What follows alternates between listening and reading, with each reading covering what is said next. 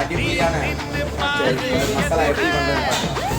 சொல்கிற மாதிரி இன்றைக்கி 1 கிலோ நெத்திலி மீன் எடுத்துக்கிறோம். அதுக்கு தேவையானது மல்லித்தூள், chilli powder, Kashmir chilli powder, மஞ்சத்தூள், சோம்புத்தூள், மிளகுத்தூள், ஜீராத்தூள், உப்பு, கார்ன்ஃப்ளவரு, அரிசி மாவு, இஞ்சி பூண்டு பேஸ்ட்டு, லெமன் ஜூஸு, கறி லீஃப் சேர்த்து நல்லா மசாலா மிக்ஸ் பண்ணிவிட்டு அதை நீங்கள் சோம்புத்தூள் சேர்க்குறேன்னு நீங்கள் யோசிப்பீங்க.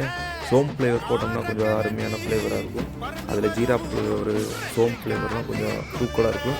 ஃபிஷ்ஷு நல்லா மணமாகவும் இருக்கும். சாம்பார் சாதம், தயிர் சாதம், ஆக்சுவலி தயிர் சாதம் ஃபிஷ்ஷு சாப்பிட மாட்டாங்க, ஆனால் இது தயிர் சாதத்துக்கு நல்லாயிருக்கும், சாம்பார் சாதத்துக்கு நல்லாயிருக்கும், ரச சாதத்துக்கு நல்லாயிருக்கும்.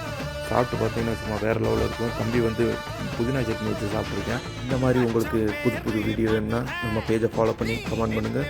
உங்களுக்கு ரெசிபி வேணுன்னா ரெசிபின்னு நம்மளை டிஎம் பண்ணுங்கள். உங்களுக்கு ரெசிபி நான் சென்ட் பண்ணுறேன்.